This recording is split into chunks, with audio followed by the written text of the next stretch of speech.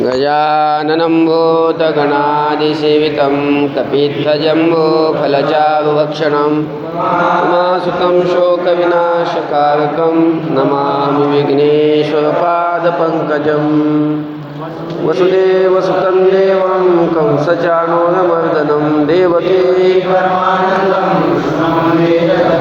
गुरुर्ब्रह्मा गुरुर्विष्णु गुरुर्देवो महेश्वरः गुरुस्साक्षात् परब्रह्म तस्मै श्रीगुरवे नमः। नमामि सद्गुरुं शान्तं सच्चिदानन्दविग्रहं पूर्णब्रह्मपरानन्दमीश्वरानन्दिवल्लभम्।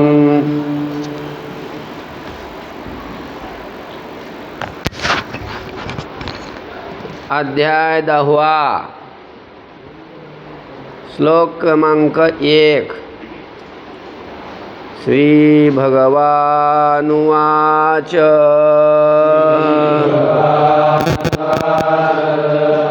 भूय एव महाबाहो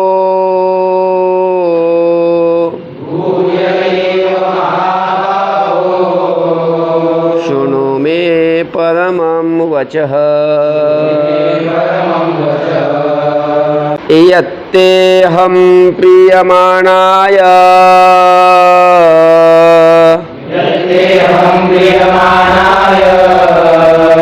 वक्ष्यामि हितकाम्यया भूय एव महाबाहो शृणु मे परमं वचः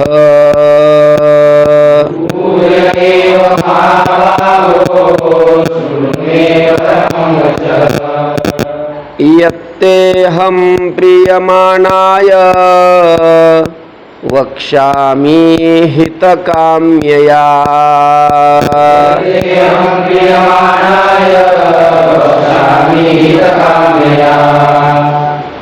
भूयः एव महाबाहो शृणु मे परमं वचः यत् ते अहं प्रीयमाणाय वक्ष्यामि हितकाम्यया। आलं का पदच्छेद? बघा, श्री भगवान उवाच, भगवान म्हणाले, काय म्हणाले? महाबाहो, महाबाहो म्हणजे मोठे हात असणाऱ्या अर्जुना, हे अर्जुना, भूयः एव, भूयः म्हणजे पुन्हा, तसं मी तुला अगोदर सांगितलेलंच आहे ज्ञान, तुला मी ज्ञान अगोदर सांगितलेलंच आहे. भूयः एव पुन्हा मे परमं वचः शृणु, माझे परम वचन तू काय कर, ऐक. आतापर्यंत तर तू ऐकलेलंच आहे, आतापर्यंत मी तुला सांगितलेलंच आहे, पुन्हा तू माझं परमवचन काय कर, ऐक. परम म्हणजे श्रेष्ठ, माझं श्रेष्ठ वचन तू काय कर, ऐक, श्रवण कर. यत, दिसलं का? यत, यत म्हणजे जे, अहम, अहम म्हणजे मी, प्रीयमाणाय ते, प्रीयमाणाय म्हणजे अतिशय प्रिय असणाऱ्या तुला. काय? प्रीयमाणाय ते, अतिशय प्रिय असणाऱ्या तुला. हितकाम्यया वक्ष्यामि, हिताच्या इच्छेनं तुला मी काय करीन, सांगेन. अजून एकदा सांगू? महाबाहो, हे महाबाहो म्हणजे हे अर्जुना, भूयः, भूयः एव म्हणजे पुन्हा, मे परमं वचः शृणु, माझं परम वचन तू काय कर, ऐक.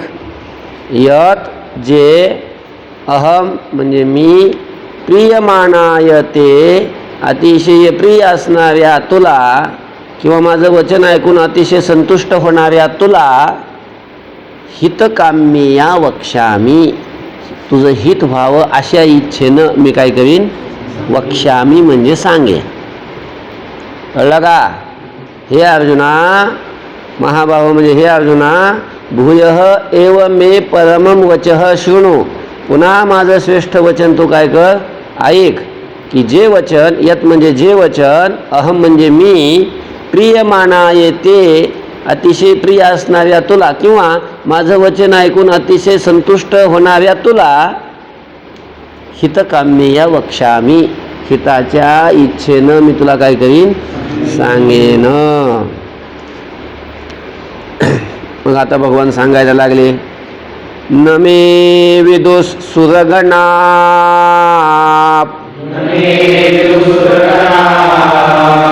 प्रभवं न महर्षयः अहमादिर्हि देवानां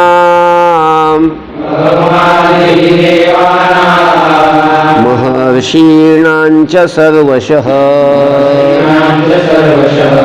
न मे विदुः सुरगणा प्रभवन् महर्षयः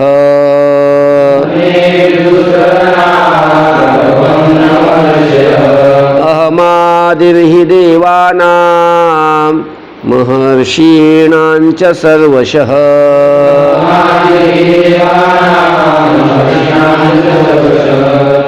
न मे विदुः सुरगणाः प्रभवं न महर्षयः अहम आदिः हि देवानां महर्षीणां च सर्वशः. आलं का? बघा आता भगवान सांगतात, मे प्रभवम, दिसलं का? मे प्रभवम, माझ्या उत्पत्तीला, सुरगणाः न विदुः महर्षयः न विदुः. इकडे बघा आता भगवान सांगतात की माझी उत्पत्ती केव्हा झाली, कुठं झाली, कशी झाली, हे कुणीच जाणत नाही. माझ्या उत्पत्तीला म्हणजे माझ्या जन्माला कुणी जाणत नाही. देवसुद्धा जाणत नाही. पण त्या देवाला सुद्धा माहीत नाही की माझा जन्म कधी झाला. सुरगणाः न विदुः. सुरगणाः म्हणजे सुर म्हणजे देव आणि गण म्हणजे त्यांचे समुदाय. देवांचे समुदाय सुद्धा माझ्या प्रभावाला म्हणजे माझ्या उत्पत्तीला जाणत नाहीत. महर्षयः न, मोठे मोठे ऋषी सुद्धा जाणत नाहीत. बर, का जाणत नाही सकुणीस? ही कारण की अहम मी देवानां सर्वशः आदिही, कारण मी देवांचं आणि सगळ्या ऋषींचं सर्व प्रकारे आदिही म्हणजे कारण आहे. मी काय आहे? सगळ्यांचं कारण आहे.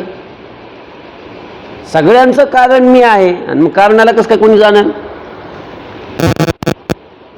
तुमचा जन्म तुमचा पप्पा जाणील. तुमच्या पप्पाचा जन्म कधी झाला तुम्हाला कळते का? हां, तसे सगळे देव असतील, सगळे ऋषी असतील, भगवान म्हणतात माझ्यापासून झालेले, सगळ्याचं कारण आधी कारण मी आहे. म्हणून माझा जन्म कधी झाला, कसा झाला हे कोणीच जाणत नाही. देवही जाणत नाहीत आणि ऋषीही जाणत नाहीत. बघा अजून एकदा सांगतो, मे प्रभवम सुरगणाः न विदुः, माझ्या उत्पत्तीला, मे प्रभवम, प्रभवम म्हणजे काय? उत्पत्ती. माझ्या उत्पत्तीला सुरगणाः न विदुः, देवांचे समुदाय जाणत नाहीत. महर्षयः न, मोठे मोठे ऋषी सुद्धा जाणत नाहीत. कसं का बरं जाणत नाहीत? ही कारण की अहम म्हणजे मी देवानां च महर्षीणां, देवांच्या किंवा देवांचा आणि ऋषींचं सर्वशः आदिही, सर्व प्रकारे मी कोण आहे? आदी आहे. म्हणजे काय आहे? कारण आहे. कळलं का? देवांचंही कारण मीच आहे आणि सर्व ऋषींचंही कारण कोण आहे? मीच. अशा प्रकारचं आहे. त्यामुळे ती मला जाणत नाहीत. यो मामजमनादिञ्च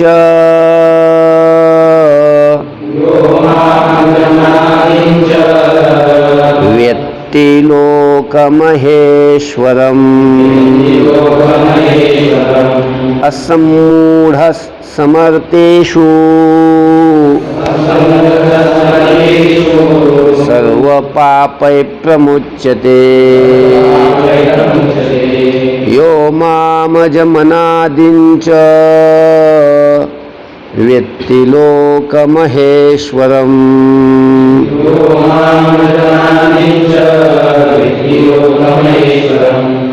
असम्मूढः समर्थ्येषु सर्वपापैः प्रमुच्यते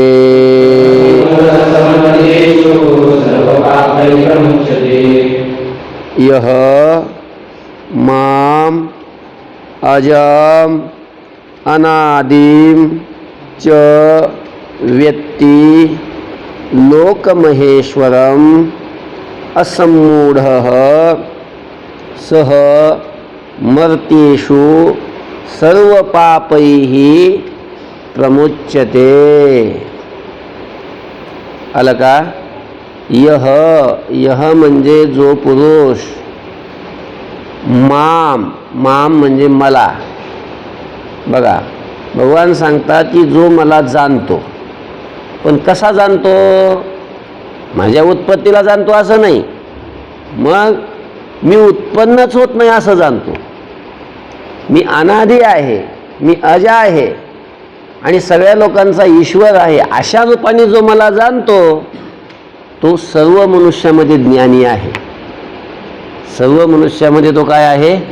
ज्ञानी आहे. ज्ञानी, आणि तो सगळ्या पापातून मुक्त होतो असं सांगतात. बघा, कळलं का? बघा, यह जो पुरुष माम मला अजम म्हणजे न जन्मणारा. मी कसा आहे? न जन्मणारा आहे. अनादि मी अनादि आहे. च लोकमहेश्वरम आणि सर्व लोकांचा ईश्वर आहे अशा मला व्यक्ती जो जाणतो. सह मर्तेषु असम्मूढः तो सर्व मर्त्यामध्ये, मर्त्या म्हणजे मरणारे जी माणसं, सगळी माणसं मरतातच ना, म्हणून इथं सर्व मनुष्यामध्ये असम्मूढ म्हणजे कसा आहे? ज्ञानी आहे.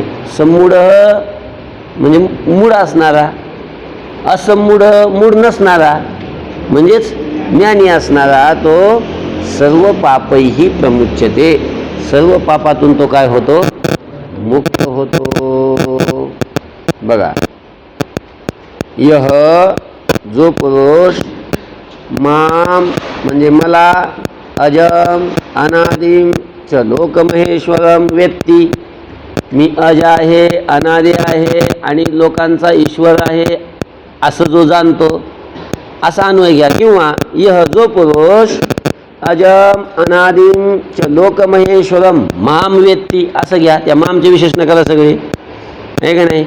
अज असणाऱ्या, अनादि असणाऱ्या आणि सर्व लोकांचा ईश्वर असणाऱ्या माम व्यक्ती म्हणजे मला जाणतो. सह मर्तेषु असम्मूढ सर्व मनुष्यामध्ये काय आहे? ज्ञानी आहे आणि तो सर्व पापही प्रमुच्यते आणि सर्व पापापासून तो काय होतो? मुक्त होतो. आलं? आता भगवंताने सांगितलं की माझ्यापासूनच सगळे हे निर्माण झालेले आहेत, मी सगळ्यांचा आधी कारण आहे. वरच्या श्लोकात सांगितलं का नाही?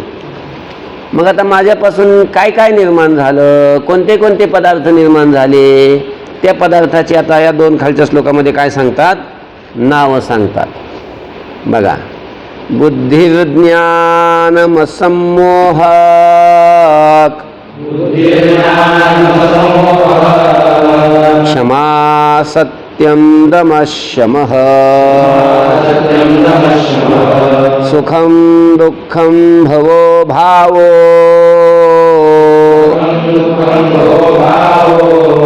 भयञ्चाभयमेव च बुद्धिर्ज्ञानमसम्मोह क्षमा सत्यं दमः शमः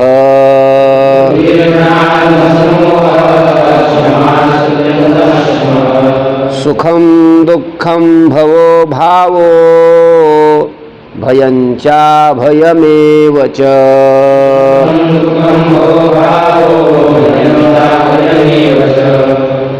बुद्धिः बघा पदाचे ज्ञानम असम्मोहः क्षमा सत्यम दमः शमः सुखम दुःखम भवः अभावः भयम च अभयम एव च बघा बुद्धी ही पहिला म्हणजे माझ्यापासून जे पदार्थ निर्माण झाले त्याच्यात भगवंतांनी कोणतं सांगितलं बुद्धी ही म्हणजे बुद्धी ज्ञानम ज्ञान असम्मोह म्हणजे मोह नसणं काय मोह समूह म्हणजे चांगल्या प्रकारचा मोह असणं आणि असमोह म्हणजे मोह नसणं क्षमा क्षमा सत्यम सत्य खरं बोलणं दमः इंद्रियाचा निग्रह दम शब्दाचा अर्थ काय इंद्रियांचा निग्रह शमः अंतःकरणाचा निग्रह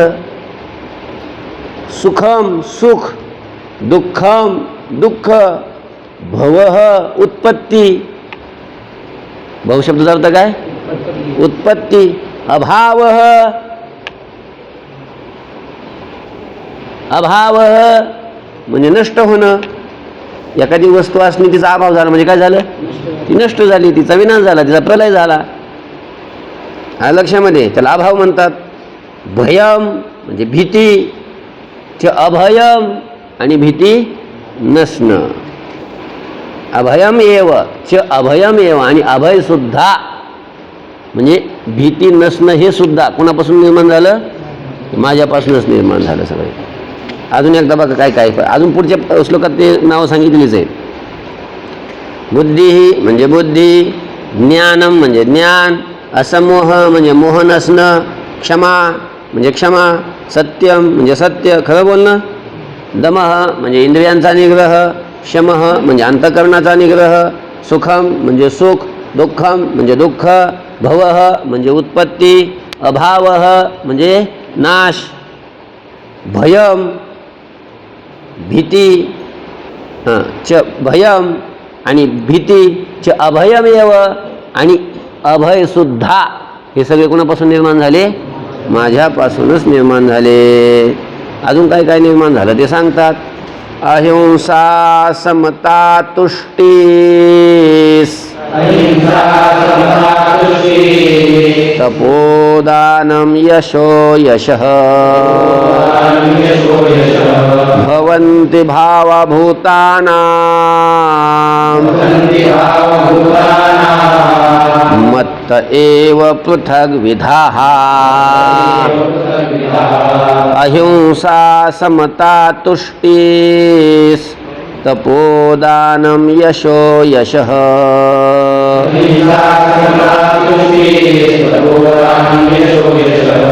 भवन्ति भावभूतानां मत्त एव पृथग्विधाः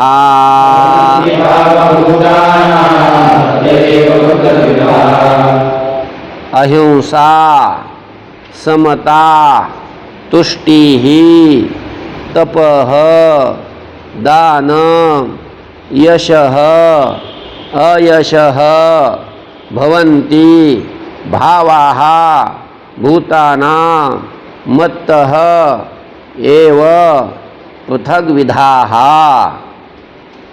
आलं का पदच्छेद बघा आता अहिंसा कोणाचीही हिंसा न करणं हिंसा म्हणजे दुसऱ्याला त्रास देणं आणि अहिंसा म्हणजे कोणाला त्रास न देणं कोणालाही दुःख न देणं त्याला अहिंसा म्हणतात तर ही अहिंसा समता समता म्हणजे सर्व ठिकाणी समदृष्टी ठेवणं तुष्टीही म्हणजे संतोष, संतुष्ट राहण्याला संतुष्टी म्हणतात.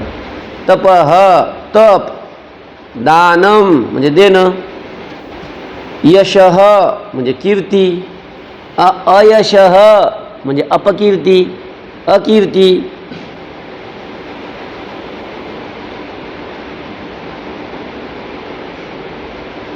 भूतानां पृथग्विदाः भावाः. दिसलं का? भूतांचे पृथक असणारे वेगवेगळ्या प्रकारचे हे सगळे भाव म्हणजे हे पदार्थ मत्तः एव भवन्ति, हे माझ्यापासूनच उत्पन्न होतात. आता या 2 श्लोकामध्ये सांगितलेले भूताच्या ठिकाणी असणारे सगळे हे भाव पदार्थ भूतामध्येच असतात ना सगळे. भूतामध्ये असणारे हे सगळे हे भाव हे माझ्यापासूनच उत्पन्न होतात असं भगवान सांगतात. बघा, अहिंसा म्हणजे अहिंसा, समता म्हणजे समता, तुष्टी म्हणजे संतोष, तपः म्हणजे तप, दानम म्हणजे दान, यशः म्हणजे कीर्ती, अयशः म्हणजे अकीर्ती. भूतानां पृथग्विदाः भावाः, भूतांच्या ठिकाणी असणारे हे पृथक पृथक सगळे प्रकारचे हे भाव मत्तः एव भवन्ति, हे माझ्यापासूनच उत्पन्न होतात. आलं का? ओम शांती शांती शांती. पुंडलीकवरदाय विठ्ठल. मौली ज्ञानेश्वर महाराज की जय.